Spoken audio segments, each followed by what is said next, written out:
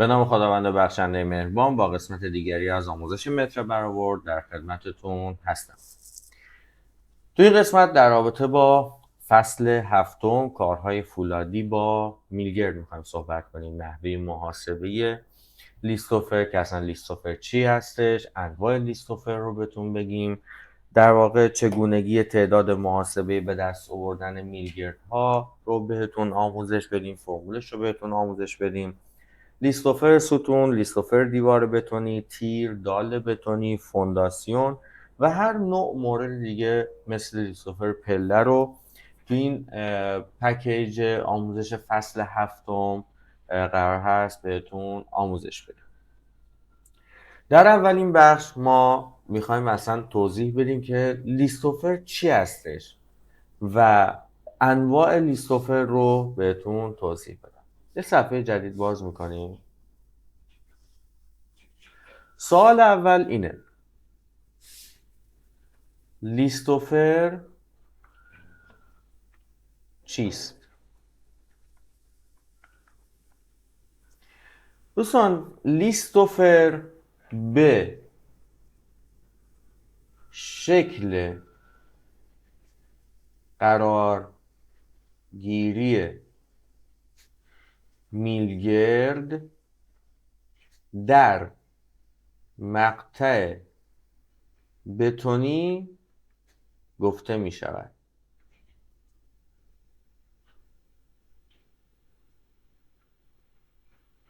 پس لیستوفر چیه؟ به شکل قرارگیری میلگرد در مقطع بتونی گفته میشه.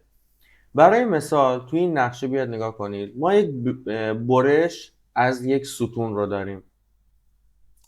توی این برش ببینید شکل میلگرد به این صورته. یا برای مثال توی این تیر به این شکل ما میلگرد قرار داده شده. یا توی این یکی تیر که برشش هست. و یا فونداسیون های مختلف که الان بهتون توضیح میدم. پس دوستان، به شکل قرارگیری میلگرد در مقطع بتونی رو میگن لیستوفر. بیایم انواع لیستوفر رو توضیح بدیم. ما اینجا انواع مدل های مختلف لیستوفر رو داریم، یا همون قرارگیری میلگرد در مقطع بتونی. این مدلی که اینجا میبینید دوستان، به این مدل میگن خاموت. خاموت ها به دو شکلن: یا به صورت مربعی هستن یا به صورت مستطیلی. به اینم میگن خاموت که از چند قسمت تشکیل شده که باید اونا رو جمع بزنیم که توی قسمت بعدی نحوه محاسبه وزن میلگرد بهتون توضیح میدم. پس به این میگن چی؟ خاموت. که بخش A برای مثال B، و اگر مثلا همشون به شکل هم باشن رو مثلا یک اسم بذاریم براشون، و دوتا هم خم داره. تو این دو قسمت دوتا خم داره. خاموتای مستطیلی به این شکلن: A و B به این شکل، و باز هم دوتا خم داره. این مدل میلگرد یا این مدل لیستوفر رو بهش میگن سنجاقی. سنجاقی ها دو سرخمن، اما یک سرشون 90 درجه است، یک سر 135 درجه، که باز هم توی اشکال مختلف در نحوه محاسبهشون میگم چطوری بایستی اینها رو محاسبه کنیم. یک نوع لیستوفر دیگه داریم که اصطلاحاً بهش میگن میلگرد دو سر خم.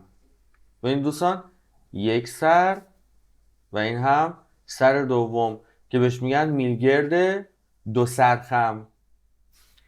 یک مدل میلگرد دیگه داریم یا همون لیستوفر دیگه داریم، اصطلاحاً بهش میگن میلگرد یک سر خم.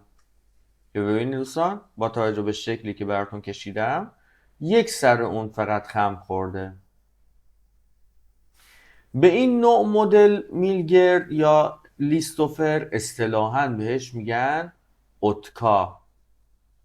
میلگردهای اتکا هستن. میلگردهای اتکا دوستان یک خم توی این مقطع به این شکل دارن. گاهن بعضی از میلگردهای اتکا دو سرخم نیستن و به همین شکلن.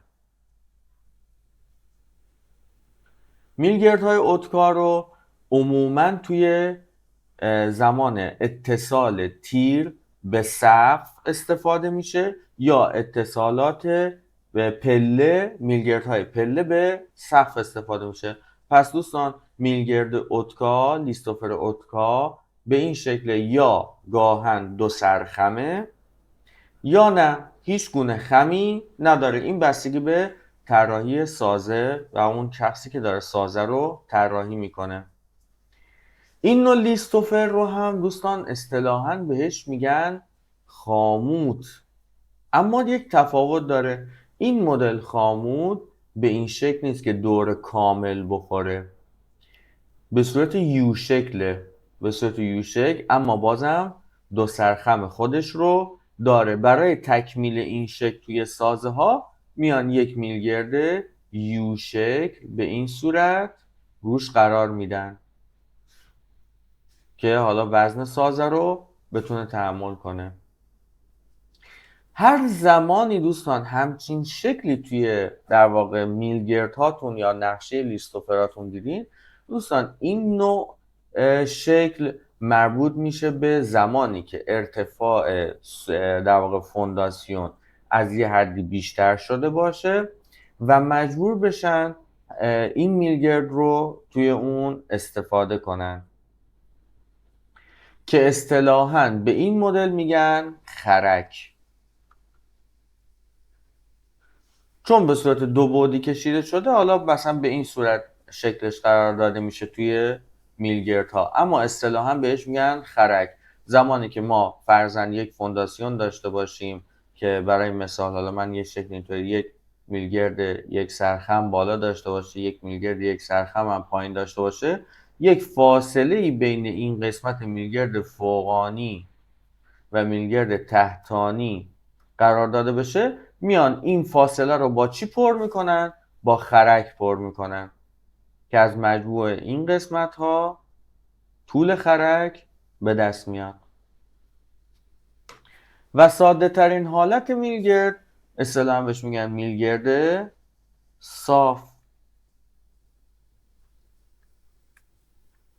میلگردی که هیچ گونه خمی نداره و توی مقاطع فونداسیون یا دیوارهایی که ارتفاعشون بلنده و یا حالا توی کانال ها و انواع مختلف استفاده میشه. پس ما انواع لیستوفر ها رو گفتیم لیستوفر میشه به شکل قرارگیری میلگرد در مقطع بتونی.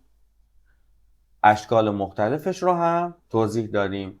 خاموت داریم که به دو شکل مختلفه و دو تا سرخم داره رو به داخل. سنجاقی داریم که یک سرش 90 درجه و یک سر دیگه 135 درجه است. میلگرد دو سرخم داریم، میلگرد یک سرخم داریم، خرک داریم، خاموت داریم و میلگرد صاف. در قسمت بعدی چگونگی محاسبه وزن هر کدوم از این موارد رو بهتون توضیح میدم. امیدوارم که این قسمت مورد پسندتون واقع شده باشه و بتونید توی پروژهاتون ازش استفاده کنید. بدرود.